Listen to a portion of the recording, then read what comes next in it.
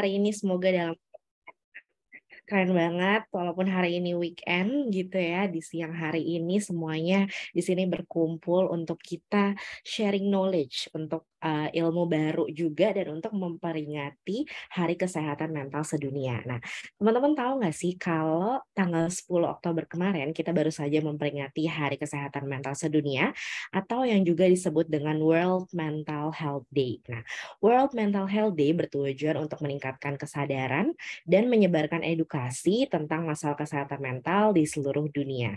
Nah, sebagai salah satu cara memperingati ini, Tabula mengadakan festival yang salah satunya adalah rangkaian webinar Mental Health Summit dengan tema Think Global, Act Local.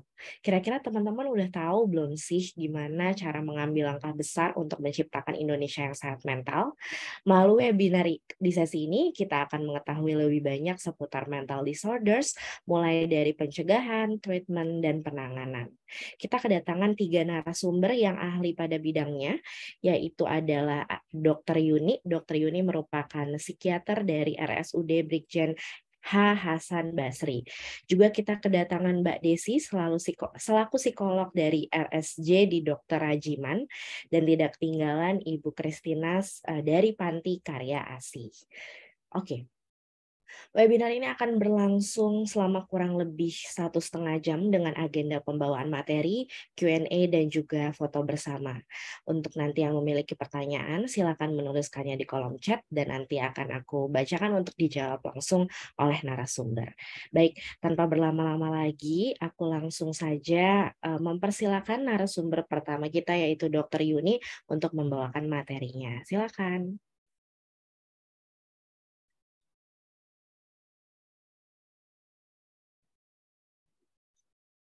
Baik, terima kasih Mbak Nabila. Hari ini saya sapa dulu ya kepada audiens semua. Assalamualaikum warahmatullahi wabarakatuh. Selamat siang dan salam sejahtera untuk kita semua. Pada kesempatan hari ini kita akan bersama-sama mempelajari ataupun mungkin memperluas wawasan kita tentang gangguan jiwa, bagaimana pencegahannya, bagaimana penanganannya, dan bagaimana pemulihannya. Bisa dilanjutkan slide-nya.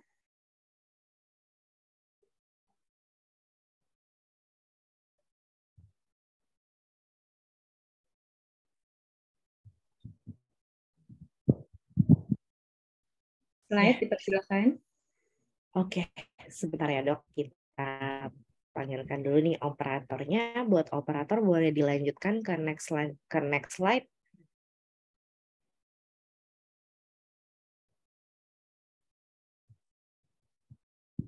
Sebentar ya dok. Ya, ini sudah bisa. Ya, sudah. Terima kasih. Nanti kita akan berbicara tentang bagaimana gambaran besar ya permasalahan atau isu orang dengan gangguan jiwa di Indonesia. Kemudian kita juga akan bicara tentang gambaran pelayanan atau praktik baik yang ada di Indonesia saat ini, terutama di rumah sakit kami. Kemudian ada potensi sinergi dan kolaborasi untuk mewujudkan pelayanan kesehatan jiwa berkualitas dan menyeluruh. Kita lanjutkan.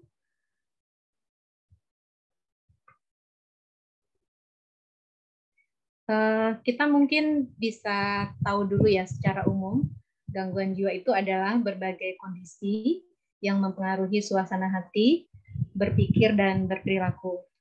Berdasarkan riset kesehatan daerah atau riset kesehatan dasar di 2018, dari 19 juta penduduk berusia lebih dari 15 tahun mengalami gangguan mental emosional, dan lebih dari 12 juta penduduk berusia lebih dari 15 tahun mengalami gangguan depresi.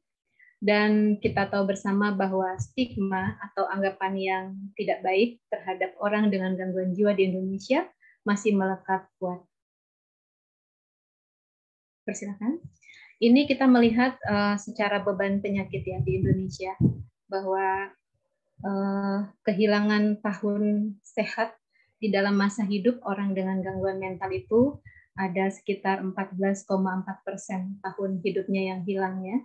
Dan mengalami disabilitas atau kehilangan hari dengan disabilitasnya ada sekitar 4,9%. dibanding dengan di tahun 2017 itu bertambah lagi ya. Jadi ada sedikit penurunan sebetulnya untuk kehilangan masa tahun sehatnya dari 14,4%, dan ini kalau ini yang di global ya, kalau ini yang di Asia Tenggara dari 14,4, kalau di Asia Tenggara itu sekitar 13,5% kehilangan tahun sehat orang yang mengalami gangguan jiwa. Silahkan dilanjutkan. Slide. Untuk beban penyakit di Indonesia malah lebih besar lagi, sekitar 13,4% kehilangan tahun sehatnya. Jadi orang yang mengalami gangguan jiwa itu akan kehilangan tahun sehatnya sekitar 13,4% dari usia hidupnya. Jadi bisa dibayangkan begitu berat ya, begitu besarnya hendaya yang dialami oleh orang dengan gangguan jiwa. Lanjut. Di sini digambarkan ada 10 besar penyakit mental disorder yang menyebabkan disabilitas dalam kehidupannya. Di tahun 1990, depresi, anxiety disorder itu menempati urutan pertama dan kedua, dan sampai di tahun 2017 juga masih menempati di urutan pertama dan kedua. Tetapi di urutan ketiga sudah berubah, di mana pada saat itu conduct disorder atau gangguan perilaku menempati urutan ketiga, sementara di tahun 2017 yang terdekat ini adalah schizophrenia. Schizophrenia itu salah satu diagnosis gangguan jiwa berat ya, yang merupakan kalau gambaran sederhananya itu gangguan jiwa berat yang ditandai oleh terpecahnya kepribadian atau splitting personality, atau retaknya atau terpecahnya kepribadian orang dengan gangguan jiwa berat. Kemudian diikuti oleh beberapa jenis gangguan mental lain, ada other mental disorder, ada gangguan bipolar atau mood swing yang besar antara mood sedih dengan mood senang, itu bisa berubah-ubah di dalam periode tertentu, itu gangguan bipolar. Dan ada yang juga masuk ke dalam hambatan dalam intelektualitas, kemudian autisme spektrum atau spektrum autisme, ada yang disebut sebagai gangguan makan atau eating disorder, dan gangguan hiperaktif. Jadi di rentang periode ini ada yang berubah di urutan 10 besarnya. Bisa dilanjutkan? Nah, kita bisa melihat bahwa prevalensi depresi atau gangguan jiwa yang bersifat gangguan suasana perasaan itu pada penduduk umur lebih dari 15 tahun menurut kelompok umur, di mana di usia lebih dari 75 tahun maka kejadian depresi itu semakin tinggi. Jadi mungkin ini bisa dipahami ya pada orang-orang dengan lansia, anak-anak sudah menjauh dari kehidupan mereka, sudah mungkin bahasa Jawanya mentas ya, sudah mandiri, sudah keluar dari sarang mereka. Ada yang disebut sebagai sindroma sarang kosong ya pada pasien dengan lansia, depresi pada lansia. Jadi kejadian depresi pada lansia ini sangat tinggi karena anak-anak yang dulunya berkumpul dengan dirinya kemudian memisahkan diri sehingga ada perasaan kehilangan yang luar biasa. Itu salah satu dinamika mengapa orang lansia itu mengalami depresi. Jadi kejadian depresi pada usia lansia itu lebih tinggi dibanding usia-usia lain di periode kehidupan seseorang. Bisa dilanjutkan? Di sini kita bisa melihat dari survei swaperiksa PDSKJI di bulan Maret tahun 2020 sampai bulan Maret 2022 bahwa masalah psikologis di 2 tahun pandemi COVID-19 di Indonesia itu terjadi pada 75% orang ya yang melakukan swaperiksa. Yang 25%-nya tidak ada masalah psikologis. Jadi di tahun 2020 ada 70,7%, kemudian di tahun 2021 ada 80%, kemudian di tahun 2022 ada 82,5%. Jadi semakin meningkat orang dengan masalah psikologis di era pandemi kemarin. Mungkin sekarang juga mungkin pandemi belum dikatakan berakhir ya, tetapi setidaknya sedikit berkurang kasusnya. Jadi yang diperiksa itu pada tahun 2020 sampai 2022 ada sekitar 75% kasus orang yang menjalani swab periksa mengalami masalah psikologis. Lanjut. Kemudian kita bisa lihat di sini masalah cemas ya, masalah cemas. Jadi dari swab periksa juga didapatkan ada 71,7% orang dengan masalah kecemasan. Jadi berkisar di tahun 2020 68,9%, meningkat di tahun 2021 dan lebih agak sedikit menurun di tahun 2022. Jadi mungkin karena sudah ada proses adaptasi sehingga kecemasan seseorang relatif menurun meskipun juga tidak terlalu menurun secara bermakna. Kita lanjutkan slide-nya untuk menggambarkan bagaimana masalah kesehatan jiwa di Indonesia. Kemudian orang juga melakukan swab periksa bahwa didapatkan 72,9% ada orang mengalami masalah depresi. Dan kecenderungan juga meningkat dari tahun 2020 sampai 2022 dari 69,3% menjadi 71,2% sampai 84,1%. Dan ada pikiran merasa lebih baik mati atau ingin melukai diri sendiri itu di 52%. Bisa dilanjutkan. Ini adalah trauma psikologis ya. Jadi ada 84% orang yang menjalani swab periksa mengalami trauma psikologis dan cenderung meningkat di tahun 2021.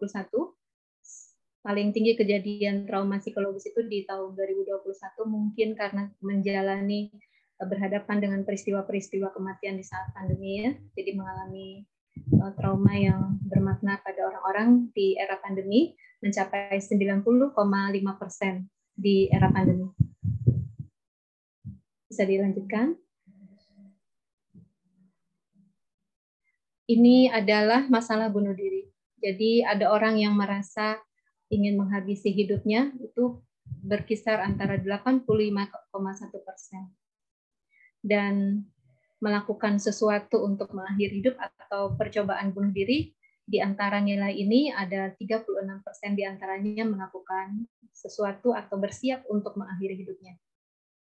Ini pemeriksaan psikologis dengan swab periksa yang dilakukan oleh PDSKJ. Bisa dilanjutkan. Di sini kami ingin menggambarkan bahwa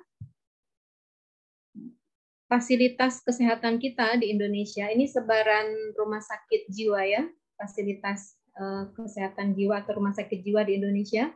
Kita memiliki ada 34 rumah sakit jiwa pemerintah, ada 9 rumah sakit jiwa milik swasta dan organisasi sosial lain, ada 1 RSKO atau rumah sakit ketergantungan obat di 28 provinsi dari 34 provinsi di Indonesia. 6 provinsi diantaranya mempunyai rumah sakit jiwa, yaitu yang tidak mempunyai rumah sakit jiwa yaitu Kepulauan Riau, Kalimantan Utara, Sulawesi Tengah, Gorontalo, Sulawesi Barat, dan Papua Barat. Dilanjutkan. Nah, bagaimana karena saat ini kami berdomisili di Kalimantan Selatan, kalau di Indonesia sendiri kita tidak ada sebaran atau data tentang RSUD yang memberikan pelayanan kesehatan jiwa. Tetapi di Kalimantan Selatan terdapat 10 dari 13 kabupaten kota yang RSUD-nya menyelenggarakan pelayanan kesehatan jiwa, termasuk di rumah sakit tempat kami bertugas, yaitu di RSUD Brigjen Haji Hasan Basri, Kandangan, Kalimantan Selatan. Kami menyelenggarakan pelayanan kesehatan jiwa, baik rawat inap maupun rawat jalan. Dengan kalau rawat inap itu ada 20 tempat tidur untuk pasien yang memerlukan rawat inap. Jadi kita memiliki rawat jalan dan rawat inap untuk pelayanan kesehatan jiwa. Lanjut. Ini adalah indikator cakupan kabupaten kota yang memiliki puskesmas yang menyelenggarakan upaya kesehatan jiwa. Jadi di beberapa provinsi, puskesmasnya sudah melaksanakan upaya kesehatan jiwa, termasuk di Kalimantan Selatan.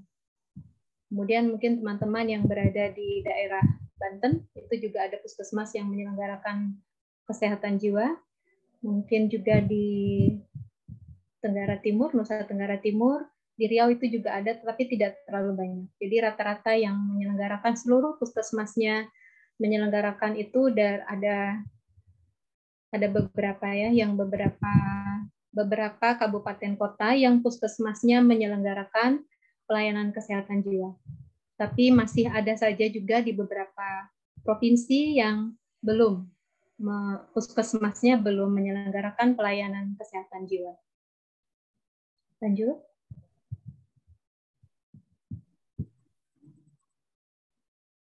Ini adalah cakupan indikator pasien gangguan jiwa yang mendapatkan pengobatan dan tidak ditelantarkan. Jadi kalau di DKI Jakarta, Bengkulu, dan Aceh sudah mencapai 53,3% atau sampai 70% ke atas. Sementara di provinsi lain itu masih rendah cakupan pasiennya. Kemudian yang Papua Barat, Nusa Tenggara Timur, dan Papua itu juga masih sangat rendah. Jadi secara keseluruhan di Indonesia hanya 38,4% cakupan indikator pasien gangguan jiwa yang mendapatkan pengobatan. Artinya masih ada lebih dari sekitar 60%-an yang belum mendapatkan pengobatan, atau mungkin yang tertelantarkan, ya, bukan ditelantarkan tapi tertelantarkan. Artinya tidak mendapatkan penanganan secara baik atau secara optimal di masyarakat. Lanjut. Nah, ini bisa kita lihat bagaimana sebaran psikiater, ya, bagaimana sebaran psikiater di dunia dan di Indonesia. Jadi kalau yang merah ini ada hanya sekitar 1 psikiater per 100.000 populasi, termasuk di Indonesia. Jadi jumlah atau rasio psikiater dengan pasien itu di Indonesia sangat jauh, ya. Jadi artinya kita berada di 1 per 100.000 populasi dibandingkan di beberapa negara di benua Asia, benua Afrika maupun benua Eropa. Di sini kita melihat bahwa data di Indonesia ada 1.053 psikiater menurut Kemenkes di bulan Oktober 2021. Ada 3.301 psikolog klinis menurut data IPK di 2022, dan ada 7.000 perawat jiwa di media perawat di 2020.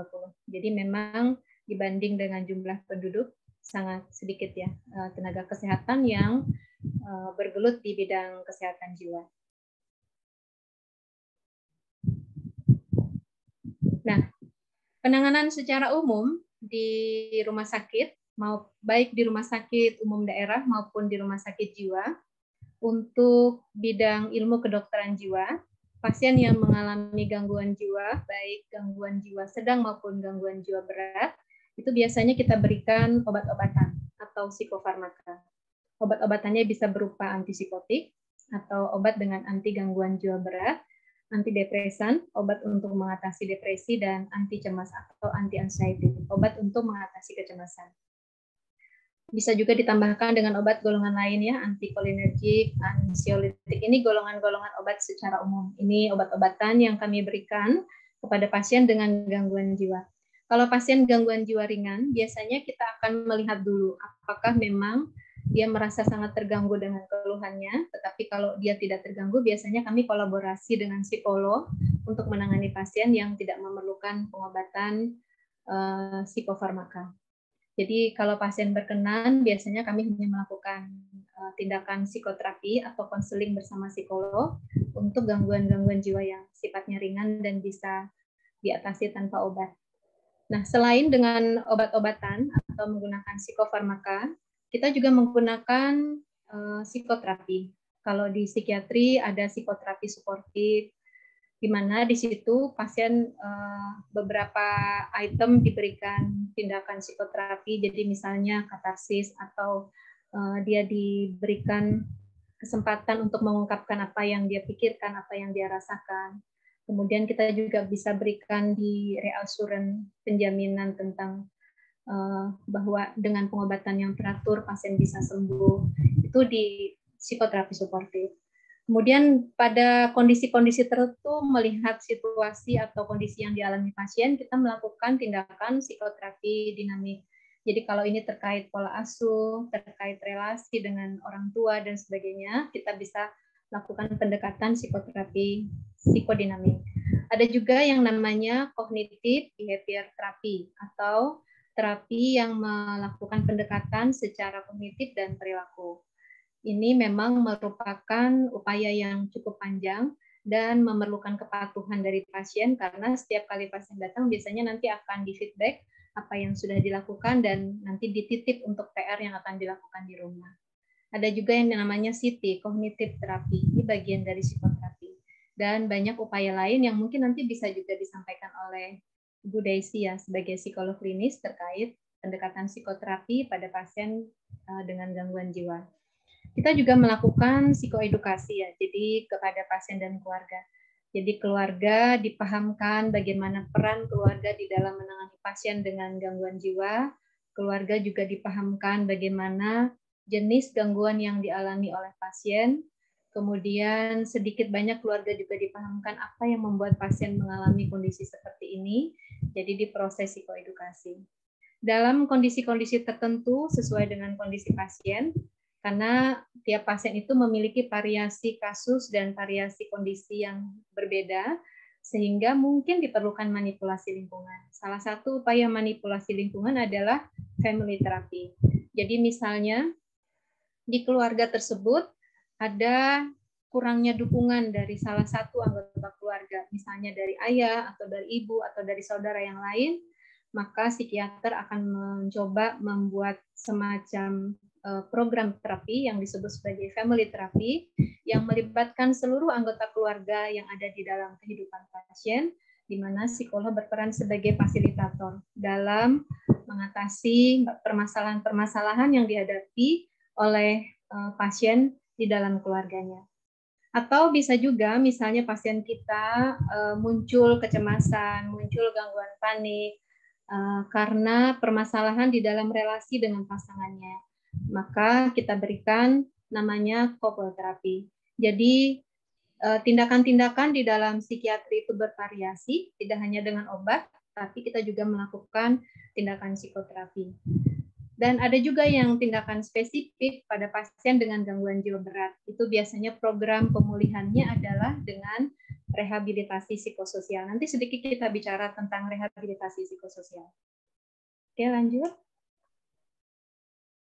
Nah, khusus untuk orang dengan gangguan jiwa berat, selain psikofarmaka, selain mungkin psikoterapi suportif, selain psikoedukasi keluarga, selain manipulasi lingkungan yang kita ungkapkan tadi, ini kita lakukan tindakan rehabilitasi psikososial. Karena orang dengan gangguan jiwa berat biasanya mengalami kemunduran di dalam kognitifnya atau kemunduran di dalam kecerdasannya, kemudian bisa saja dia mengalami hambatan dalam berkomunikasi dan berelasi dengan orang lain, bisa saja dia kehilangan kemampuan atau skill dalam melakukan pekerjaan sehari-hari, sehingga rehabilitasi psikososial ini diperlukan untuk pasien-pasien dengan gangguan jiwa berat.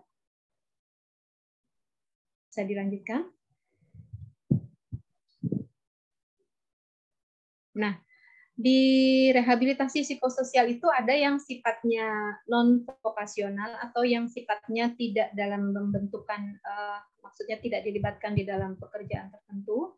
Ada juga nanti yang sifatnya vokasional, artinya menyiapkan pasien untuk siap bekerja baik secara mandiri ataupun mungkin nanti bisa melibatkan diri dengan orang lain.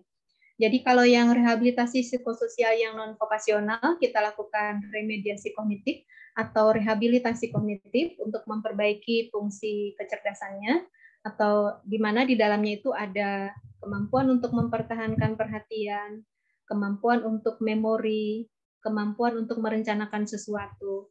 Jadi orang-orang dengan gangguan jiwa berat biasanya kemampuan-kemampuan ini akan terhambat, sehingga remediasi kognitif diperlukan. Jadi kalau di program penelitian yang juga pernah kami lakukan, Remediasi kognitif ini dilakukan setidaknya minimal 20 sesi pertemuan. Satu sesi memerlukan waktu kira-kira 45 menit sampai 60 menit, dan itu bisa dilakukan dengan one-to-one terapi, satu-satu antara pasien dengan terapis atau secara berkelompok.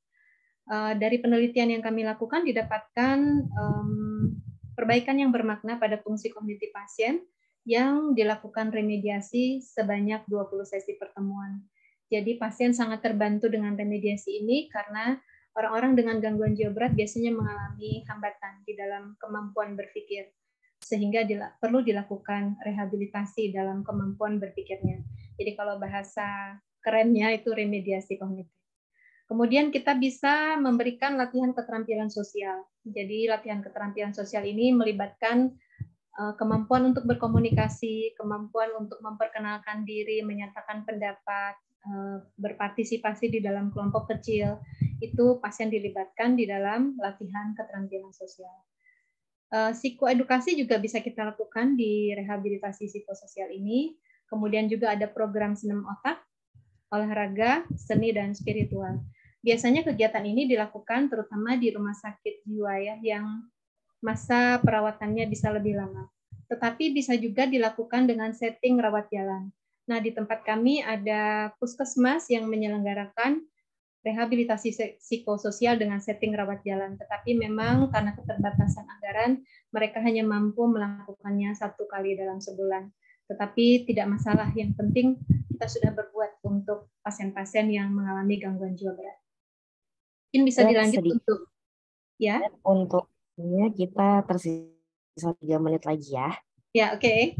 Jadi ini ada rehabilitasi psikososial yang sifatnya vokasional ya. Jadi keterampilan menyulam, membuat gerabah, membuat kerajinan tangan, membuat telur asin dan sebagainya. Bisa dilanjut slide berikutnya, tinggal sedikit lagi.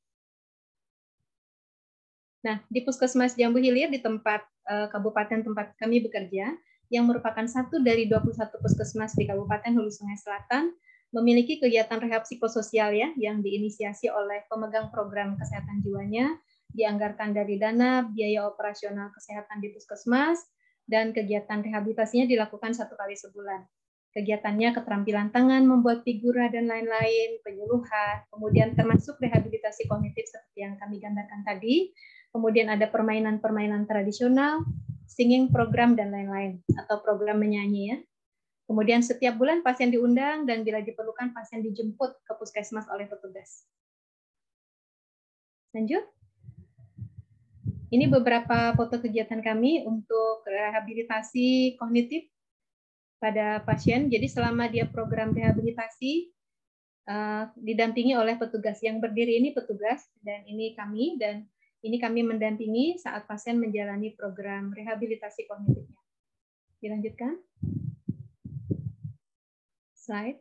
Nah, ini jumlah rehabilitan dan petugas, juga psikiater, berfoto bersama setelah kegiatan rehabilitasi kognitif. Lanjut. Bisa dilanjutkan slide-nya. Nah, ini potensi kolaborasi ya, potensi kolaborasi di mana hal-hal ini bisa kita berkolaborasi tidak hanya satu institusi. Jadi misalnya seperti hotline counseling seperti yang teman-teman di Tabula lakukan, hotline cegah bunuh diri, kemudian telemedicine, rehabilitasi psikososial berbasis masyarakat, CSR dari perusahaan bisa digunakan untuk program rehabilitasi seperti yang dikelola Ibu Christine untuk panti sosial pemerintah dan swasta, itu kita bisa berkolaborasi, perusahaan dan kantor untuk menitip rehabilitan untuk magang kerja, institusi rumah sakit untuk support tenaga ahli. Mungkin seperti itu gambarannya bagaimana masalah kesehatan jiwa, penanganan, dan program recovery di tempat kami. Makasih. Assalamualaikum warahmatullahi wabarakatuh. Waalaikumsalam warahmatullahi wabarakatuh. Thank you so much Dr. Yuni untuk materinya. Tadi kita udah sama-sama lihat ya bagaimana keadaan di tempatnya Dr. Yuni bekerja, mulai dari tadi dipaparkan juga data-data statistik gimana sih history penanganan kesehatan mental di dunia, dan juga tadi ada juga informasi bagaimana cara penanganannya gitu ya, terutama di tempat Dr. Yuni bekerja. Thank you so much, dokter. Kita selanjutnya langsung move ke materi selanjutnya akan dibawakan oleh Mbak Desi. Mbak Desi merupakan psikolog dari RSJ Dr. Hajiman. Untuk Mbak Desi, waktu dan tempat aku persilakan.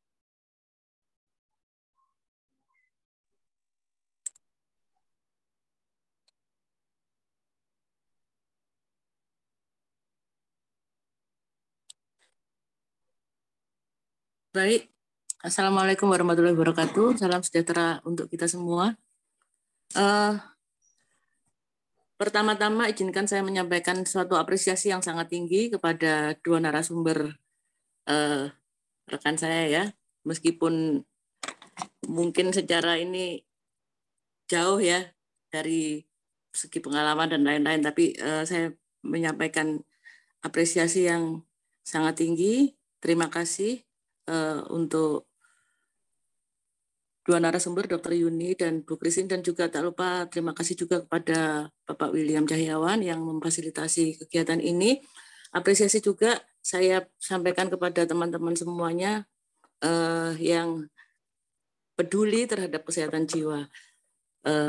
Baik, silahkan slide selanjutnya.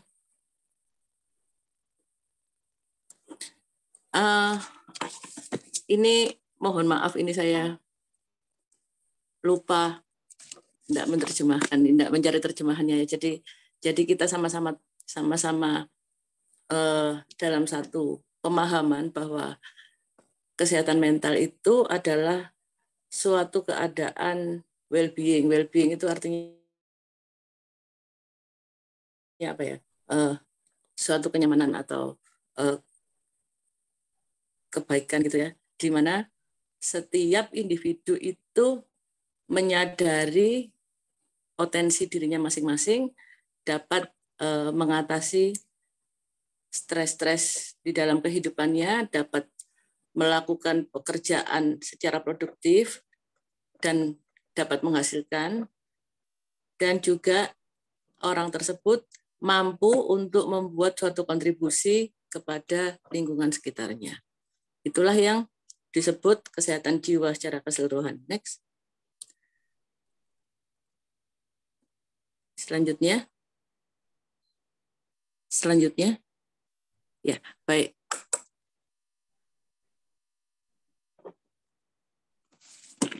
Baik. Nah, sementara untuk gangguan jiwa atau sakit jiwa itu adalah suatu kondisi yang mempengaruhi pemikiran, perasaan, ataupun mood seseorang.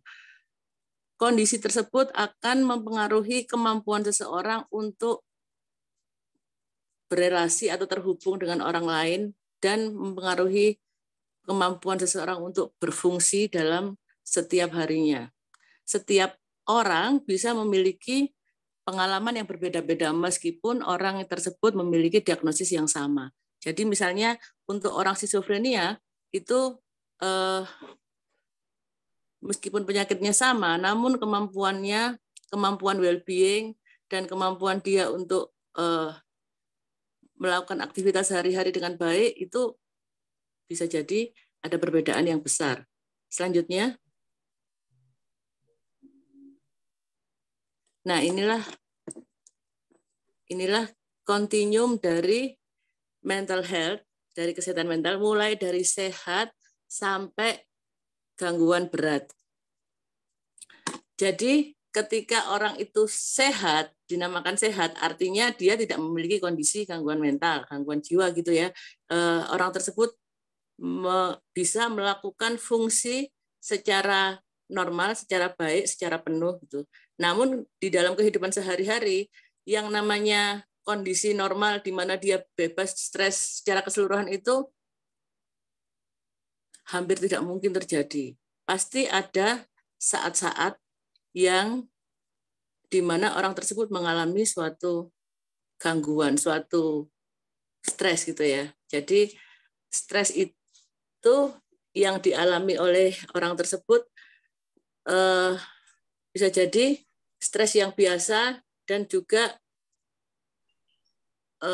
bisa diatasi. Nah, itu dinamakan mild disruption. Kemudian selanjutnya ada moderate disruption atau gangguan yang tingkatnya menengah. Ini mempengaruhi kemampuan dia untuk menjalankan aktivitas sehari-harinya. Jadi ada beberapa hal yang dia tidak mampu melakukan. Misalnya dia tidak bisa bekerja dengan baik atau dia tidak bisa berhubungan dengan baik di lingkungan sekitarnya.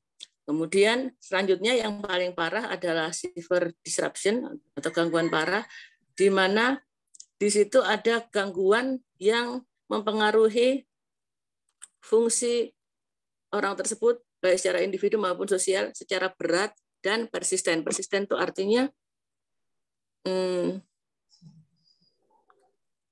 persisten itu artinya apa ya? Tiba-tiba saya menetap mungkin ya Bu ya. Menetap, tapi sebetulnya bukan menetap ya, tapi Terus-terusan. Ya, ya. Untung teman-teman ini pinter-pinter ya.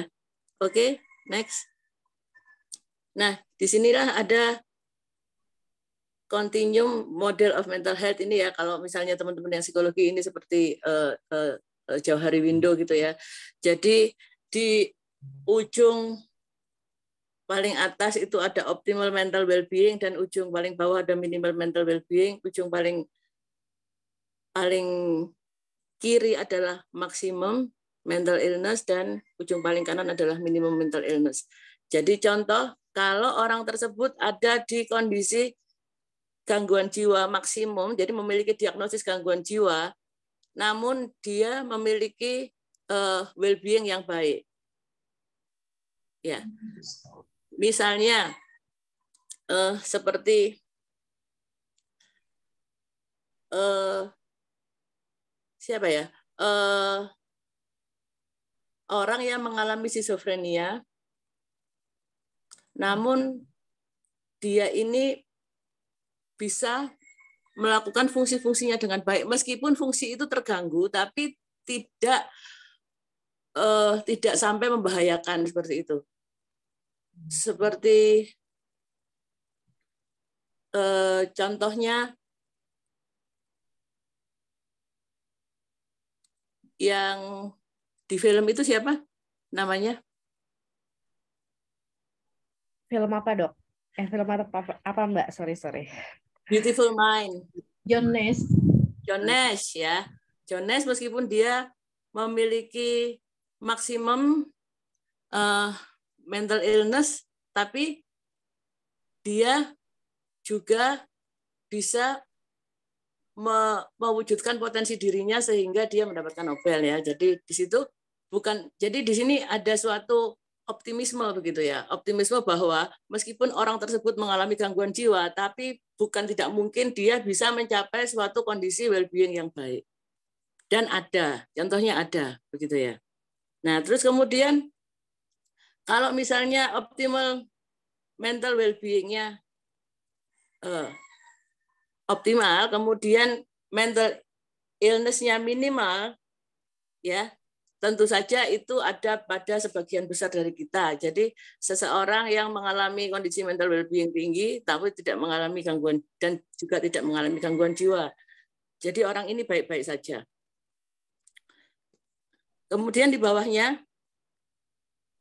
orang yang memiliki maksimum mental illness dan minimal mental well-being. Jadi seorang yang mengalami gangguan jiwa dan memiliki tingkat well-being yang rendah. Inilah yang menjadi masalah bagi kita dan juga bagi masyarakat ya. Artinya orang tersebut memiliki suatu kemungkinan bahaya itu bagi dirinya sendiri terkait sama kesehatannya maupun bahaya bagi orang lain terkait perilaku-perilaku yang abnormal seperti itu.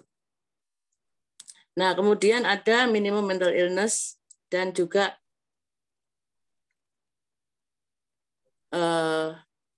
maksimum mental well-being.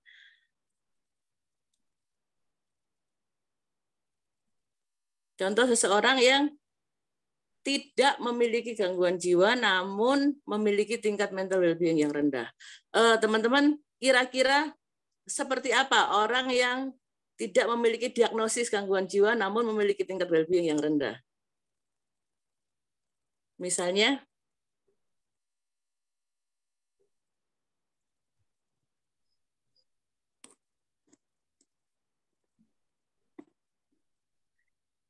seperti apa?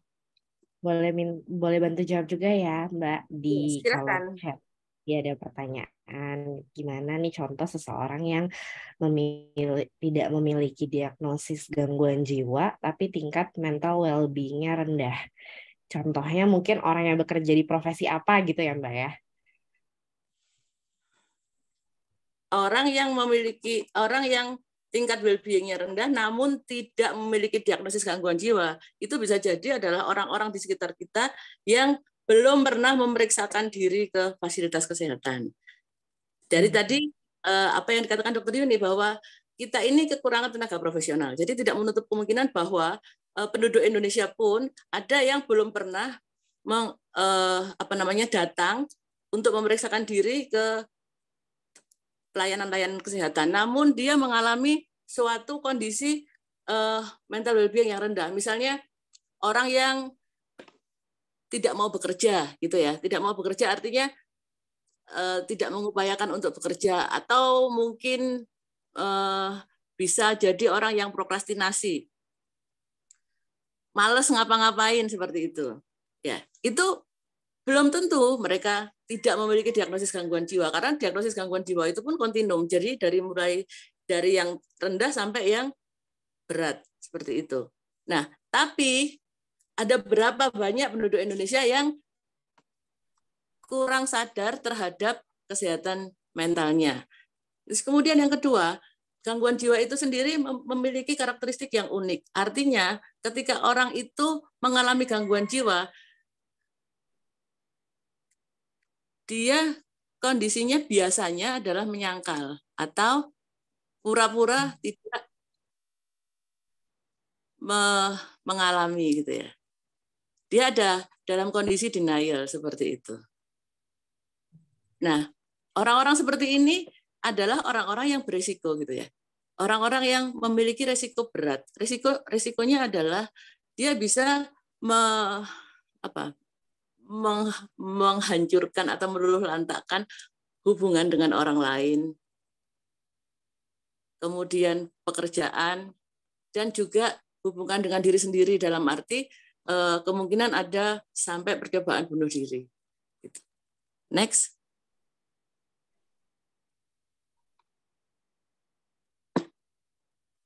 Nah, inilah model biopsikososial bagi kesehatan mental. Jadi, faktor-faktor yang mempengaruhi kesehatan mental adalah faktor biologis, faktor psikologis atau kognitif, dan juga faktor sosial. Dalam interaksinya, ketiga faktor ini sangat-sangat terkait, dan juga apabila kita membantu atau memeriksa orang yang mengalami masalah dengan kejiwaannya dengan menggunakan faktor biopsikososial ini, saya rasa kita akan mendapatkan suatu pemahaman yang lebih mendalam atau lebih lengkap begitu tentang kondisi pasien. Nah, pemahaman terhadap model biopsikososial dari kesehatan mental ini akan memberikan, maaf ya, sebentar.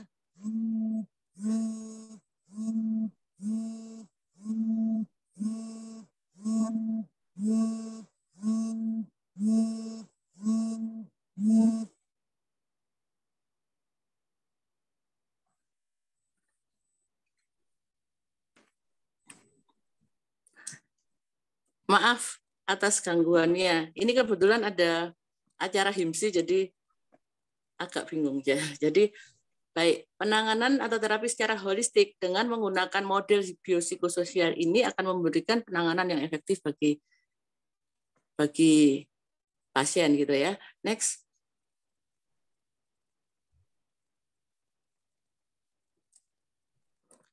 Nah, beginilah model biopsikososial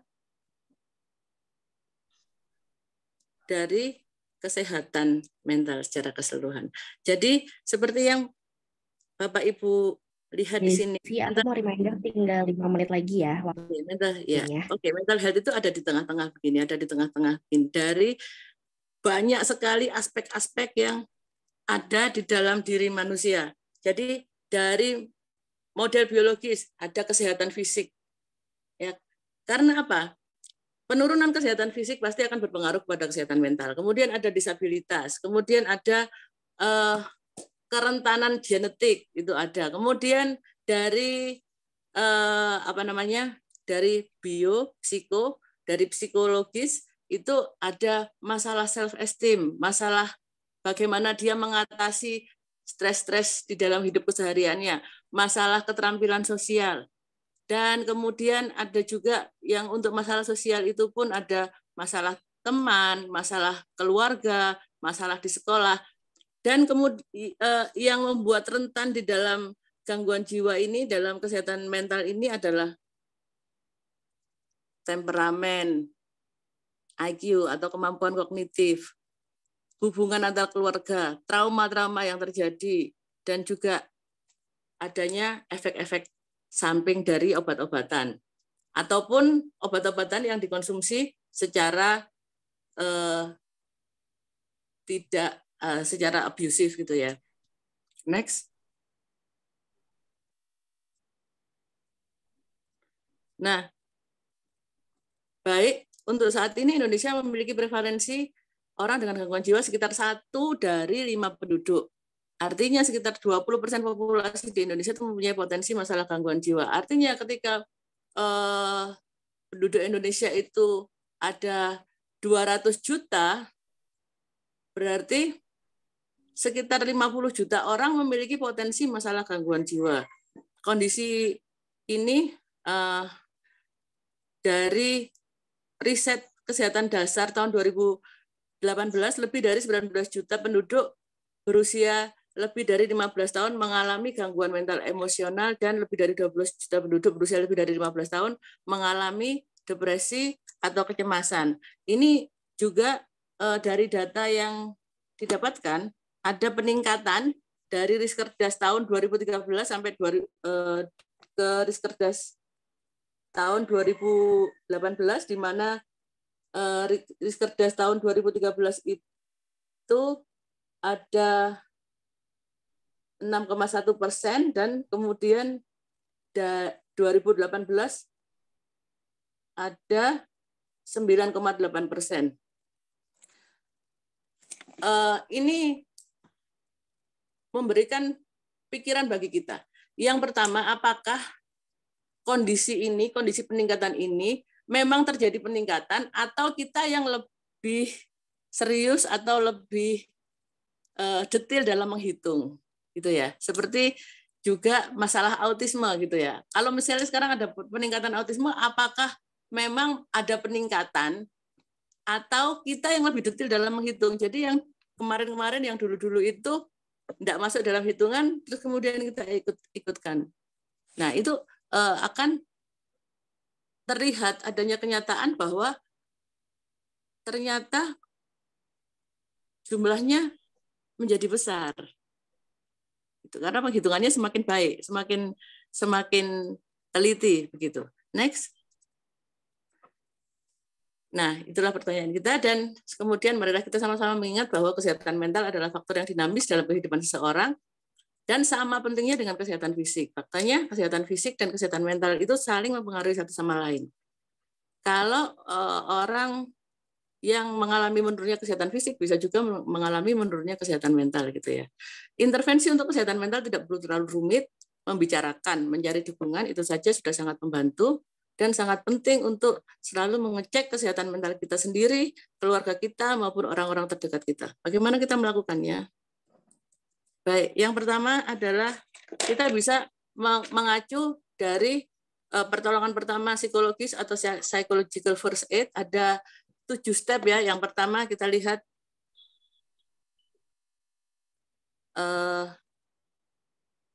selanjutnya, Mbak. Dalam berinteraksi dengan teman-teman kita, dalam kelompok kita, dalam lingkungan kita, apabila kita menyadari atau notice atau apa, menandai bahwa ada sesuatu yang aneh, ada sesuatu yang janggal, ada sesuatu yang tidak baik seperti itu ya, kita bisa mengacu pada pertolongan pertama psikologis ini. Kita bisa memberikan edukasi tentang normal atau abnormal response, gitu ya. Mungkin kok kamu ngomongnya kok beda ya, seperti itu.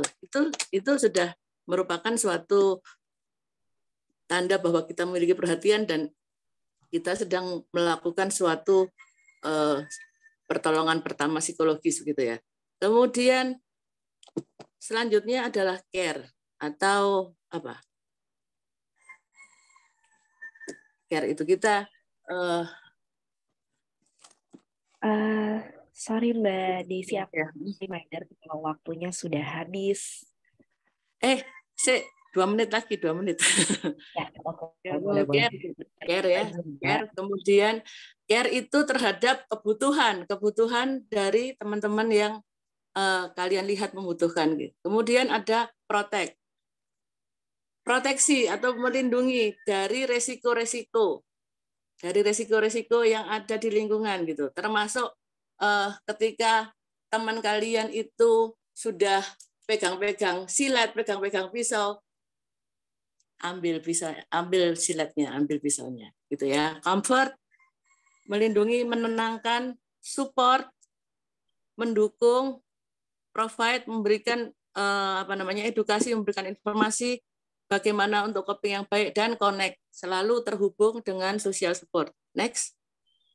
Nah, teman-teman semua, ini adalah beberapa cara bagaimana untuk kita bisa membantu menenangkan atau mengatasi orang-orang yang mengalami masalah-masalah dalam koneksinya dengan lingkungan, masalah dengan dirinya, masalah-masalah yang berkaitan dengan gangguan jiwa. Yang pertama, relaksasi. Misalnya ini adalah salah satu contoh ya. Misalnya dengan latihan nafas diafragma atau perut ya. Kita bisa mengajari mereka untuk menarik nafas melalui perut dan mengeluarkannya. Menarik nafas dari perut, menggembungkan perut, dan kemudian melepaskannya sampai tenang. Kemudian next. Selanjutnya, ada lagi yang disebut safe place. Safe place itu adalah untuk menenangkan orang yang cemas, karena orang cemas biasanya nggak bisa mikir, terputus dari informasi-informasi yang sudah dia miliki di penyimpanan di otak gitu ya. Safe place caranya adalah tutup mata, rileks, bayangkan tempat aman dan nyaman, cobalah untuk tenang dan menikmati ketenangan itu. Tarik nafas, rasakan perut mengembang, kemudian buang nafas dan rasakan perut mengempis. Safe place sampai kemudian tenang, kemudian dilanjutkan dengan minum air putih. Karena apa? Karena air putih adalah katalisator. Jadi untuk orang-orang yang cemas, minum air putih itu penting. Dan bisa juga setelah agak tenang, kita meminta mereka untuk menghadapkan kepalanya ke atas dan bernafas lagi. Nah, ini akan menghilangkan rasa cemas yang terjadi. Kemudian berikutnya, butterfly hug. Ini ketika orang tersebut mengalami kondisi, misalnya melihat sesuatu yang mengejutkan atau memicu respon-respon emosional yang negatif. Misalnya memicu kemarahan, memicu kesedihan, memicu rasa putus asa seperti itu ya. Ini kita memakai orang Korea ya, film Korea apa ini judulnya saya lupa. Nah, silangkan kedua tangan di dada, kemudian menepukkan satu tangan diikuti tangan sebelahnya secara bergantian seperti ini. Sambil bernafas. Nah, teknik ini diterapkan ketika emosi tidak stabil, baik marah, sedih, kesal, dan sebagainya.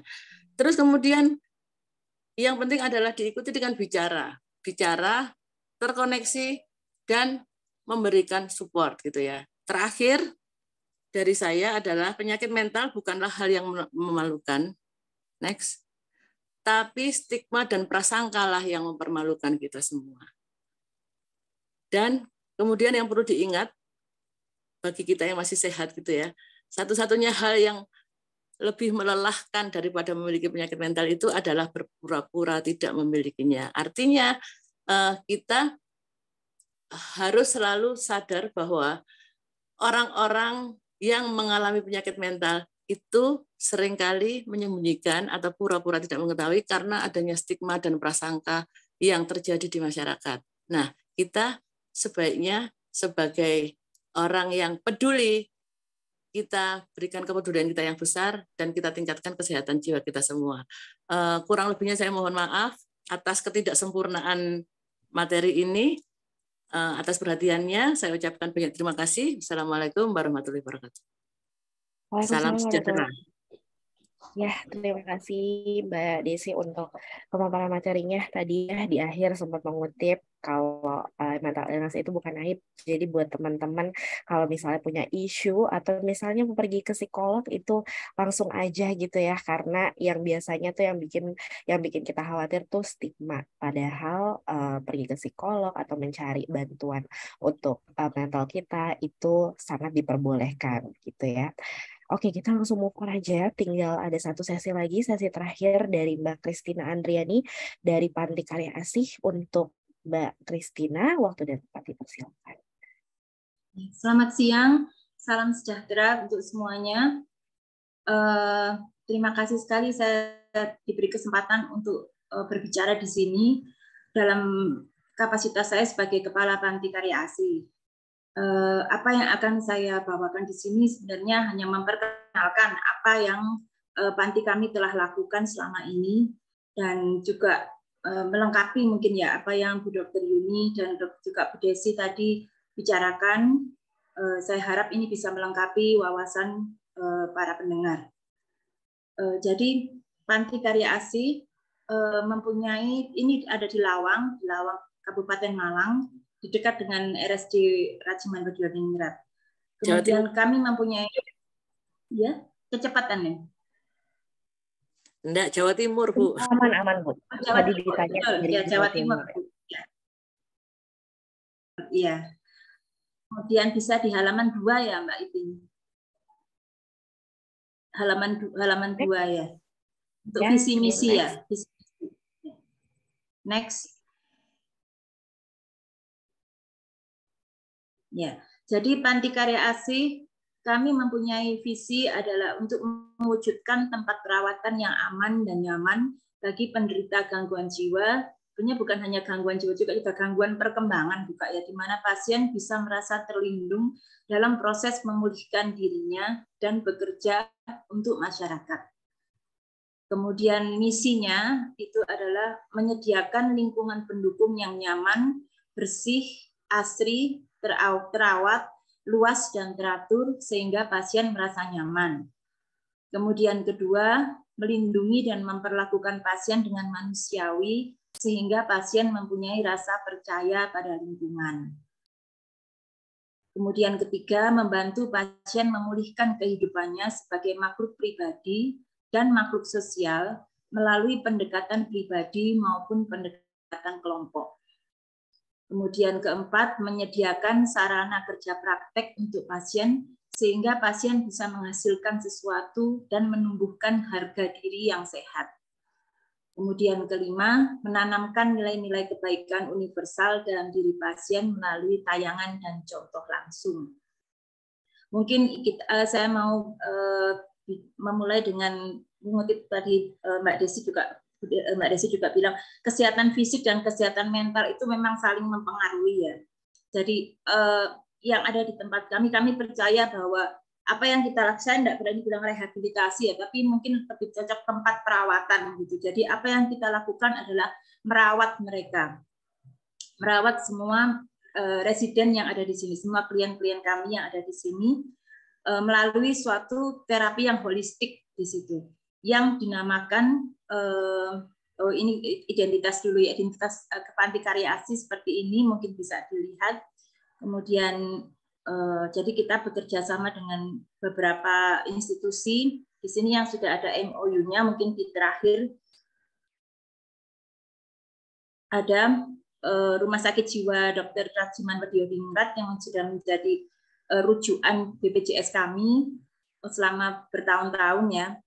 Terima kasih untuk untuk Bu Yunia dan juga seluruh kru dari Dr. Rajiman Bediodiningrat yang telah memfasilitasi untuk BPJS kami, semua pasien-pasien BPJS kami, dan juga untuk penyediaan fasilitas daycare sekarang banyak sekali. Kemudian juga untuk Rumah Sakit Siti Miriam yang biasanya juga kita bekerja sama dalam kasus-kasus darurat, biasanya kita kirim ke sana juga.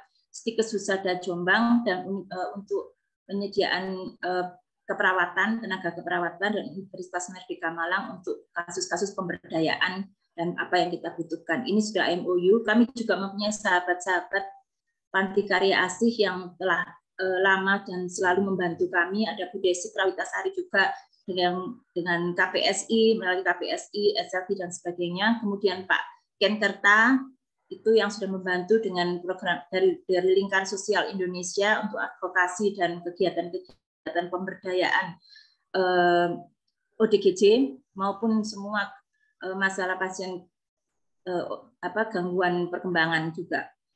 Kemudian juga institusi lainnya Bakti Luhur yang walaupun tidak secara MOU tapi kami sudah bertahun-tahun juga bekerja sama dalam hal penyediaan caregiver kami di situ. Jadi banyak sekali pihak-pihak yang berkontribusi dalam Panti Karya Asih ini, sehingga Panti Karya Asih sekarang sudah bisa berdiri dari 2009 sampai sekarang ini dan mempunyai akreditasi Dinsos B sampai sekarang. Kemudian kita akan teruskan ke halaman, mungkin agak loncat sedikit ya, karena saya ingin bicarakan tentang, ini mungkin halaman 9, Mbak. Ke halaman 9 dulu. Halaman 9. Halaman 9, di situ ada therapeutic community yang saya ingin bicarakan. Ya, jadi apa yang Panti ini adalah perpanjangan tangan RSJ, Rumah Sakit Jiwa. Bedanya apa sih antara Panti dan RSJ gitu ya? Jadi kalau RSJ kan sebagai apa ya, pertama ya, pertolongan pertama dan juga untuk selama beberapa waktu dan dengan fasilitas yang lengkap ya untuk tim pendukungnya.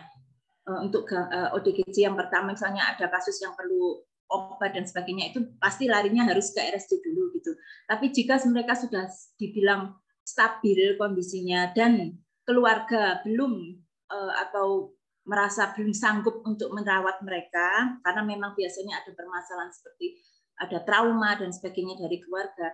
Nah, mereka kemana gitulah. Kami ini adalah semacam hub house gitu ya untuk para pasien yang dinyatakan sudah dari RSJ sudah oke, sudah bisa pulang, tapi keluarganya belum bisa menerima. Nah, itu kami di tengah-tengahnya di situ. Nah, sebagai di tengah-tengah ini kami juga mempunyai sebuah program ya, dinamakan therapeutic community. Kami adalah sebuah fasilitas yang memakai metode therapeutic community. Apa itu therapeutic community? Sebenarnya ini bukan sesuatu hal yang baru sama sekali dan bukan kami yang menciptakan juga. Ini metode yang sudah lama sekali, yaitu kalau ada yang mengatakan komunitas yang menyembuhkan atau komunitas self healing ya. Kita pada pendek katanya therapeutic community ada dibilang adalah kita bisa menolong diri sendiri pada saat kita menolong orang lain. Dengan cara kita menolong orang lain. Karena dengan cara menolong orang lain kita bakal melupakan ego kita sendiri, permasalahan kita sendiri. Jadi tidak melulu bebannya kita di situ terus ya. Jadi kalau kita mikir permasalahan kita sendiri tidak ada habis-habisnya gitu. Tapi begitu kita memakai energi kita untuk menolong orang lain, maka itu permasalahan kita itu dengan sendirinya nanti akan terpecahkan seperti itu, akan mengalir pemecahannya. Saya bacakan di sini, dalam therapeutic community semua aktivitas dirancang untuk menghasilkan dampak terapi dan pendidikan. Seluruh aktivitas, baik berdiri sendiri ataupun kombinasi, bertujuan untuk membangun intervensi yang berdampak langsung maupun tidak langsung terhadap proses perubahan. Perubahan apa yang dimaksud adalah perubahan perilaku pada ODGJ maupun pada pasien-pasien gangguan perkembangan kami. Di situ. Dalam prakteknya, therapeutic community dibangun dengan kekuatan filosofi, struktur, pilar, aktivitas-aktivitas, tahapan-tahapan, serta kelembagaan sebagai sebuah upaya untuk memfasilitasi proses perubahan perilaku individu atau dinamakan residen. Jadi yang tentu saja tujuan akhirnya adalah perubahan perilaku individu. Itulah yang akan kita capai dalam therapeutic community ini. Pada secara gampangannya mungkin kita bisa mengatakan bahwa kami biasanya mengatakan pada keluarga pasien kita di sini memakai terapi kelompok gitu. Yaitu namanya therapeutic community itu, terapi kelompok. Kenapa? Bila seseorang dari keluarga misalnya ada masalah dan sebagainya, sulit diatur dan sebagainya, dia dimasukkan ke dalam sebuah kelompok baru. Secara psikologis dia akan tidak bisa bersikap seenaknya seperti di rumah gitu. Jadi dalam komunitas baru ini, dalam kelompok baru ini, seseorang akan merubah perilakunya. Dia dan kelompok itu secara dalam dinamikanya akan merubah dia juga gitu. Jadi dalam semua kelompok aku mau reminder waktunya 5 menit lagi ya. Terima kasih. Ada pemimpinnya, ada koordinatornya dan sebagainya, ada yang kuat, ada yang lemah, ada yang penakut dan sebagainya. Itu semua akan berubah sendiri dengan sendirinya dalam therapeutic community itu. Jadi tugas caregiver, tugas kami di sini sebenarnya hanyalah sebagai pendamping supaya therapeutic community ini berlangsung dengan seperti yang kita harapkan gitu untuk mencapai target kesehatan tadi itu, perubahan perilaku. Kita ke halaman 10 mungkin ya. Ke halaman 10. Ke halaman 10 bisa. Next ke halaman 10 bisa.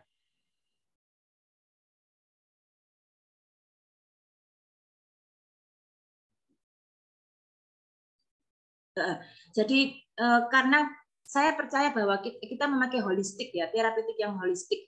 Jadi faktor Tuhan di sini, faktor agama juga berpengaruh ya. Kan kebetulan saya Katolik. Jadi saya memakai cara secara Katolik. Tapi kita juga memfasilitasi bahwa ada yang Muslim juga di sini. Kita fasilitasi juga dengan cara melakukan kegiatan-kegiatan beribadah secara Muslim juga.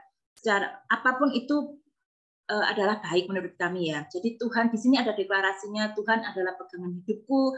Hari ini aku memulai hidup baru dengan mengerti. Ini semacam afirmasi yang kita ulang-ulang setiap hari bahwa kita percaya bahwa Tuhan itu adalah suatu faktor yang lebih kuat daripada kita dan kita tidak usah terlalu memikir khawatir gitu. Ini supaya juga meredakan ketegangan mereka bahwa ya kami mencintai kamu apa adanya. Itu penting sekali untuk mereka ya. Jadi kami mencintai kamu apa adanya. Udah, enggak usah berubah, kamu jalan aja gitu. Jalani saja hidupmu. Enggak usah berubah, jalani saja gitu. Tapi kamu harus mengulang-ulang ini, afirmasi seperti ini. Dan harapan kami adalah bahwa dengan afirmasi dan cara untuk mencintai mereka, mencintai diri sendiri maupun mencintai orang lain itu pada saatnya, pada waktunya nanti mereka berubah sendiri seperti itu. Kemudian ada contoh-contoh kegiatan kami. Jadi kami melakukan beberapa schedule ya, ada schedule dari pagi sampai sore.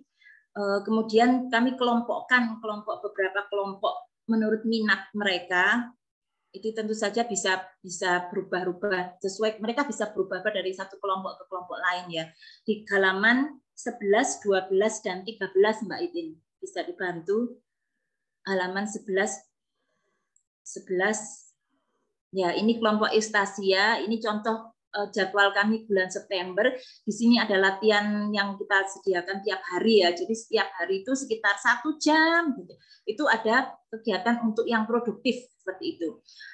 Selain kegiatan-kegiatan daily living seperti ke rumah tangga dan sebagainya, kita juga punya kegiatan yang produktif di sini seperti membuat menara dari korek api, latihan membuat puisi, motorik kasar, jaring laba-laba, bermain peran juga penting sekali untuk role play, kegiatan brushing, latihan menyanyi, kemudian permainan dalam kursi panas dan cermin diri, estafet hula hoop, kemudian baut barisan, menggambar rumah dan menggambar wajah, kegiatan senam bersama mentor, kegiatan timbang berat badan.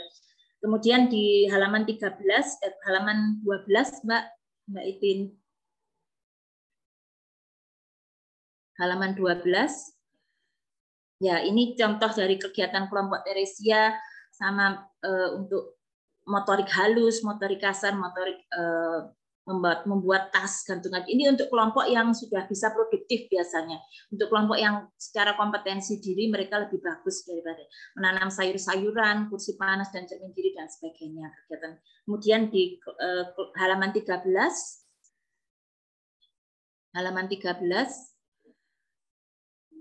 di sini ada kelompok Beato Carlo, di sini ada memasukkan bola dalam keranjang, motorik sama, tapi ini biasanya untuk lansia menyanyi lagu rohani, jadi lebih pada kebutuhan-kebutuhan lansia. Ada brain gym juga, estafet, hula hoop, yang kegiatannya lebih tenang, lebih santai di situ. Kemudian kita bergerak lagi ke atas, mungkin di halaman 4, Mbak. Halaman 4. Kita maju ke halaman 4. Ya, di sini adalah unit perawatan gangguan jiwa kami yang kita adakan. Jadi ada latihan kerumah tanggaan, latihan keterampilan, latihan kesenian. Ini semua bagian dari therapeutic community tadi yang kita terjemahkan dalam terapi-terapi harian di situ. Latihan kesenian, latihan berkebun, kerohanian, dan itu sebagian contoh dari kegiatan kami yang ada.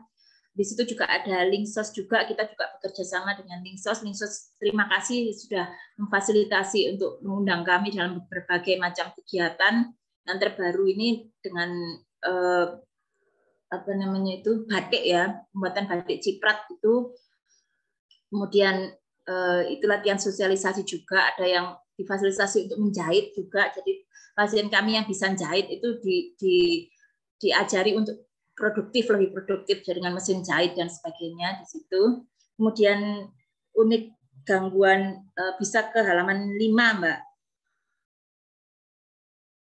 Ke halaman 5. Ya, di sini ada unit perawatan gangguan perkembangan. Di sini ada kasus-kasus misalnya dengan autism spektrum, kemudian ADHD, itu kita pisahkan dengan yang jiwa. Jadi mereka ini sendiri dan kegiatannya lebih agak berbeda karena untuk perawatan gangguan perkembangan ini biasanya tempatnya nggak boleh luas-luas seperti itu. Jadi karena ODGJ ini kita menekankan pada tempat yang luas supaya mereka bisa ada tempat space untuk menenangkan diri. Tapi untuk perawatan gangguan perkembangan ini tempatnya harus lebih terkontrol seperti itu, dan juga barang-barang tidak boleh terlalu banyak di situ, tapi lebih pada kegiatan mereka supaya mereka lebih fokus pada kegiatan. Di sini ada beberapa contohnya, latihan ADL, activity daily living, rumah tanggaan ya, latihan keterampilan juga ada, kerohanian, keterampilan termasuk memasak, kemudian membuat origami dan sebagainya, membuat batik juga termasuk di situ, kerohanian, ibadat harian dan mingguan. Nah, ini kita tekankan juga bahwa harus ada kerohanian. Kenapa? Karena di situ mereka waktunya untuk tenang, menenangkan diri seperti itu. Dalam doa itu penenangan diri. Latihan penenangan diri ada yoga, brushing, grounding, berenang, dan jalan-jalan. Sesuai dengan jadwal masing-masing. Kemudian kita ke lansia, halaman 6. Halaman 6. Mbak Christine mau ingatin waktunya sudah habis, Mbak. Oh ya. Apakah ini slide terakhir? Ya. Oke, boleh dijelaskan. Ya, mungkin jadi ada untuk panti ya, mungkin saya tekankan lagi bahwa panti itu merupakan, kalau saya selalu bilang pada keluarga pasien, adalah tempat terakhir ya, tempat terakhir untuk seorang kesini ya, kalau keluarga memang sudah tidak sanggup lagi gitu, jadi jangan belum dimasukkan panti saat. Jadi kita biasanya selalu menekankan kalau misalnya keluarga, apakah memang betul butuh rawat inap gitu. Kalau bisa rawat jalan ya rawat jalan dulu gitu dengan poli. Mungkin seperti tadi bilang tidak butuh obat, hanya butuh latihan saja gitu. Kita juga memfasilitasi dengan daycare dan sebagainya. Jadi pendampingan panti ini menyediakan pendampingan. Kita seperti keluarga kedua bagi para pasien itu, karena kita percaya bahwa pendampingan keluarga dan kasih itulah yang bisa menyembuhkan mereka dalam menyebabkan perubahan perilaku pada pasien. Mungkin seperti itu. Maaf kalau agak kecepatan tadi ya. Itu aja mungkin. Terima kasih. Terima kasih Mbak Christine atas pemaparan waktunya. Kita tadi mengetahui gimana aja ya kegiatan di panti yang Mbak Christine kelola gitu ya. Dan dari materi yang tadi Mbak Christina bawakan, kita akhirnya mengakhiri sesi pemaparan materi dari 3 narasumber yang tentunya materi-materi ini sudah diterima nih oleh semua peserta yang hadir. Semoga juga materinya berguna untuk menjadi knowledge dan juga ilmunya bagi teman-teman yang hadir di sini. Oke, kita akan langsung masuk aja ke sesi Q&A. Di sesi Q&A ini sudah banyak sekali pertanyaan yang masuk. Mungkin aku akan coba membacakannya satu persatu gitu ya. Oke, yang pertama ada pertanyaan untuk Bu Christine. Pas banget nih karena tadi mungkin baru selesai ya dari Mbak Christine. Pertanyaannya aja. Untuk perawatan di Panti KRAC jangka waktunya kira-kira berapa lama? Dan penilaian dari segi aspek apa saja bahwa survivor boleh pulang ke rumah. Terus yang ketiga untuk perawatan di panti, prabayar atau murni sosial. Mungkin saya coba jawab ya. Jadi pertama tadi tentang berapa lama ya. Jadi ini bukan sakit, ya bukan sakit flu ya. Seperti tadi. Jadi mental ini sakit mental ini kita nggak bisa bilang sembuh atau apa, tapi kita bilang stabil ya mesti gitu ya. Berdamailah dengan diri sendiri, stabil. Jadi sampai keadaan stabilnya gitu. Jadi sampai kapan ya? Sampai keadaannya stabil. Stabil itu bagaimana ya? Tadi mungkin Bu Desi bilang well-being tadi ya. Merasa nyaman dengan dirinya, merasa nyaman dengan lingkungan, itu yang dikatakan stabil. Dan kalau kita, karena kita panti ya, pasti faktor kedua selain Bu Dokter sudah menyatakan oke, sudah boleh pulang gitu ya, ada izin dari Bu Dokter, jadi ada semacam oh ini sudah bagus, ini sudah bisa pulang. Dan kedua tentu saja pasien sendiri juga bagus, menunjukkan progres yang bagus. Dan faktor ketiga keluarganya ini sudah mau nggak, sudah siap belum gitu, karena seperti saya bilang tadi banyak trauma-trauma ya, seperti kasus-kasus mungkin mereka masuk dengan ya itu tadi kekerasan dan sebagainya, sehingga keluarga masih trauma gitu, butuh waktu. Nah itu yang kita juga harus kompromikan gitu dengan keluarga ya, apakah mereka sudah siap gitu. Jadi kalau tadi mungkin dari Bu Desi atau dari Bu Yuni tadi menyebut tentang family terapi ya. Nah kita juga menuju ke sana ya sebenarnya, kalau jadi kita dudukkan bersama gitu. Kalau sudah siap, dokter sudah bilang oke lah, sudah bisa pulang gitu. Kita dudukkan dalam sesi-sesi family terapi gitu. Jadi gimana ini keluarga dengan keluarga, kita lihat hubungan mereka dengan keluarga bagaimana dan sebagainya. Kalau memang harus ke psikolog dulu ya ke Bu Desi dulu gitu misalnya, seperti itu.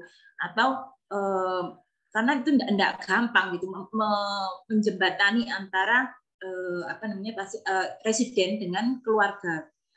Jadi itu butuh waktu, bukan hanya satu sesi juga gitu. Jadi beberapa sesi, tergantung bagaimana penerimaan mereka supaya mereka saling menerima, saling ini, harusnya ada janji seperti apa yang tidak dibuat lagi, mungkin pekerjaan yang dulunya kasusnya seperti ini, janji tidak akan mengulangi lagi seperti itu. Tergantung masing-masing itu. Kita cuma sebagai moderator aja dalam hal itu. Oke, nah untuk di pantinya sendiri itu berbayar atau murni sosial nih Mbak? Kalau di kita semuanya ini ada keluarganya, sebenarnya berbayar semuanya, masih belum bisa skema BPJS kecuali untuk obat. Kalau obat ini memang kita haruskan BPJS gitu, karena obat kita biasanya ke RSJ atau ke beberapa rumah sakit di dekat sini untuk obatnya. Kalau rawat inapnya sendiri berbayar di sini, tapi beberapa ada yang sosial memang. Itu biasanya dengan perjanjian sebelumnya. Jadi misalnya gini, dia punya kemampuan yang bagus gitu. Jadi kita akan lihat dulu kemampuannya bisa enggak. Ini kira-kira bagi panti ini support enggak gitu. Misalnya ada yang kemampuan ini bisa untuk sekaligus kerja gitu ya. Ada yang seperti itu. Jadi kita ini bisa kerja, ini orangnya bisa gini-gini. Oke, kita lihat gitu. Kalau memang dia bisa membuktikan diri bisa kerja, dan kita juga sanggup untuk support dia ya, dalam itu kita terima sebagai tenaga kerja gitu. Kalau itu memang tujuan kita dalam beberapa sosial, ada yang sosial juga. Oke. Nah, mungkin mau melanjutkan pertanyaan selanjutnya nih Mbak Christine ya. Ada yang nanya, pasien ODGJ itu bisa sembuh dalam 1 minggu nggak sih? Mungkin tadi seperti ini kan bukan penyakit flu gitu, tapi biasanya pernah ada nggak mungkin? Misalnya ada pertanyaan juga yang masuk, ada nggak pasien ODGJ yang bisa sembuh dalam 1 minggu? Mungkin Bu Yuni atau Bu Desi bisa, kalau ini bukan ke saya mungkin. Ya, boleh. Kan kapasitas saya itu, saya nggak tahu. Mungkin Dokter Yuni dulu, Dokter. Yuni, boleh, Dokter Yuni. Baik Bu Desi. Tadi ada pertanyaan dari Syaima ya, dari Mbak Syaima tentang mungkinkah ODGJ bisa sembuh dalam 1 minggu. Kita harus lihat dulu jenis gangguan jiwanya seperti apa ya. Jadi apakah ini termasuk ke dalam gangguan jiwa ringan atau mild seperti yang disampaikan oleh Bu Daisy tadi? Apakah ini gangguan jiwa sedang atau gangguan jiwa berat? Pada umumnya gangguan jiwa sedang dan berat biasanya tidak memungkinkan untuk sembuh di dalam 1 minggu. Apalagi kalau misalnya penanganannya tidak optimal. Tapi pada gangguan jiwa ringan atau mild bisa saja, tetapi juga itu memerlukan motivasi yang kuat dari pasien sendiri untuk sembuh. Jadi banyak hal yang berkontribusi terhadap upaya kesembuhan. Tapi kalau dalam 1 minggu rasanya juga tidak mudah ya. Saya tidak mengatakan tidak bisa, tetapi tidak mudah. Butuh perjuangan yang luar biasa dari pasien, dari keluarga maupun dari terapis sendiri untuk membuat pasien bisa rilis, meskipun mungkin tidak sembuh total, tetapi setidaknya gejalanya bisa rilis dalam 1 minggu. Tapi kalau untuk sembuh total barangkali mungkin juga bukan sesuatu yang mudah. Jadi kita lihat dulu jenis gangguan jiwanya, kemudian nanti kita identifikasi masalahnya di mana saja. Kalau memang diperlukan obat, kita tangani dengan obat. Dan kalau obat sendiri biasanya untuk mengatasi gangguan yang sifatnya gangguan mood saja itu perlu waktu setidaknya 2 minggu ya untuk merilis gejala pada pasien untuk pengobatan dengan antidepresan atau obat-obatan antidepresi. Kalau misalnya kita melihat dari aspek bekerjanya obat ya, itu perlu waktu setidaknya 2 minggu. Jadi kalau untuk hanya misalnya kalau misalnya gangguannya misalnya contohnya gangguan penyesuaian gitu ya. Kalau gangguan penyesuaian secara neuroscience otak kita itu akan bekerja menjadi ke arah yang lebih baik kalau kondisi kita juga bisa lebih cepat acceptance atau lebih cepat menerima, maka bisa rilis gejalanya dalam seminggu kalau hanya dalam bentuk gangguan penyesuaian. Tetapi kalau gangguan cemas, kemudian gangguan depresi, dan apalagi skizofrenia misalnya atau gangguan bipolar, biasanya mungkin tidak mudah untuk bisa rilis dalam 1 minggu. Mungkin bisa itu gambaran umumnya. Nanti bisa Mbak Daisy juga bisa melengkapi penjelasan ini. Seperti itu Mbak Nabila. Ya, terima kasih Dok Yuni untuk jawabannya. Karena waktunya juga sangat terbatas, kita memiliki maksimal waktu hingga jam 2 siang gitu ya. Mungkin pertanyaannya juga akan aku filter lagi untuk satu pertanyaan terakhir kepada Bu Daisy. Gimana ya Bu memberikan psychology first aid yang baik kepada anak-anak yang memiliki trauma atau Baik, terima kasih. Tadi siapa yang nanya ya? Ini dari Carla. Mbak Carla. Bagaimana untuk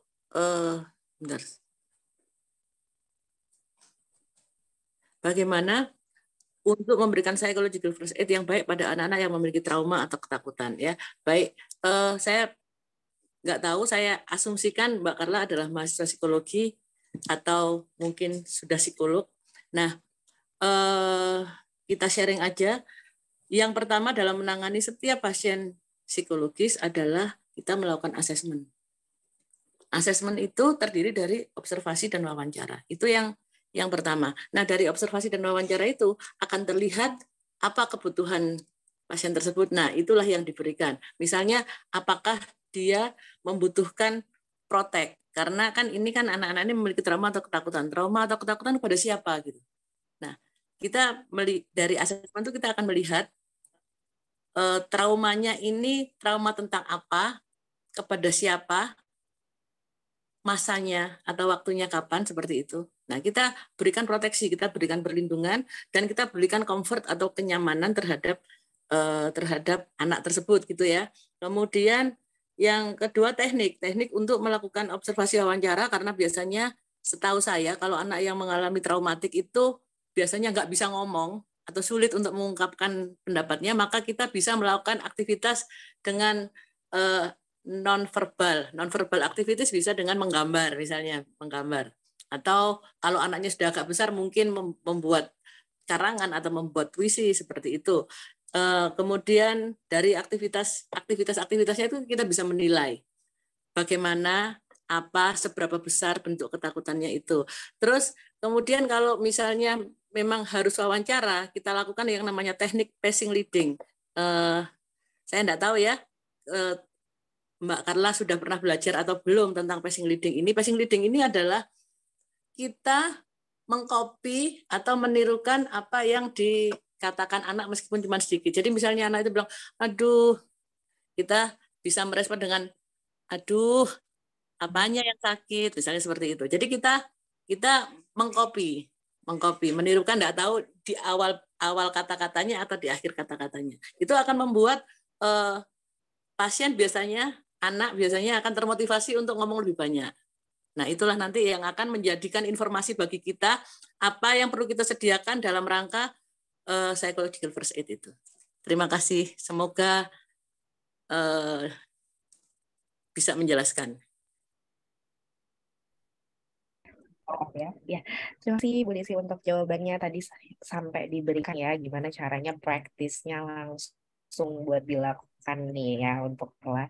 Baik, ini karena iya, sudah Mbak, nanti jam 2 lewat dan sudah mendapatkan Mbak, ya, saya kasih kontak saya, email dan Instagram. Kalau misalnya ada pertanyaan-pertanyaan terkait dengan masalah-masalah psikologis yang mungkin ingin dibicarakan, meskipun tidak ada kaitannya dengan pertemuan ini, ya insya Allah akan saya bisa jawab gitu ya di akhir slide. Terima kasih. Boleh. Siap. Terima kasih Bu Desi. Kita sudah sampai di penghujung acara gitu ya. Terima kasih untuk semua partisipasinya. Aku mewakili Tabula mengucapkan terima kasih juga untuk Dr. Yuni, Mbak Desi, dan juga Mbak Christine yang tadi sudah membawakan materi gitu ya, yang tentunya sangat berguna buat kita untuk semakin aware nih terhadap kesehatan mental.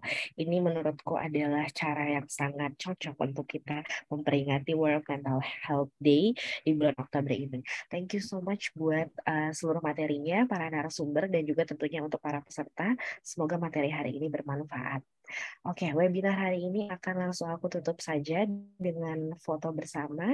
Untuk semua yang hadir, boleh mohon menyalakan kameranya.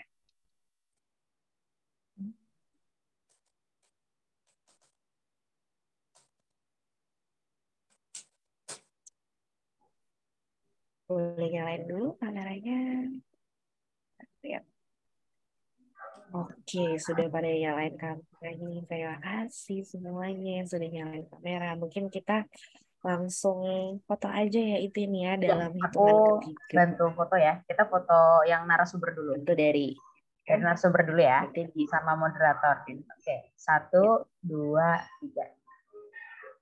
Oke, sekarang yang bareng sama teman-teman peserta. Di slide 1.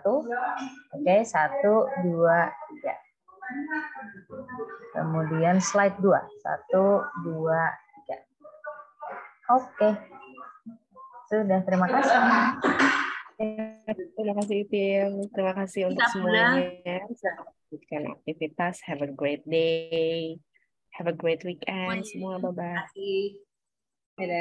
Terima kasih Bu. Karena bila juga teman-teman semua. Thank you. Terima kasih Mbak. Terima kasih Mbak Itin. Terima kasih semuanya. Dr. Yuni, terima kasih banyak. Terima kasih Bu Yuni.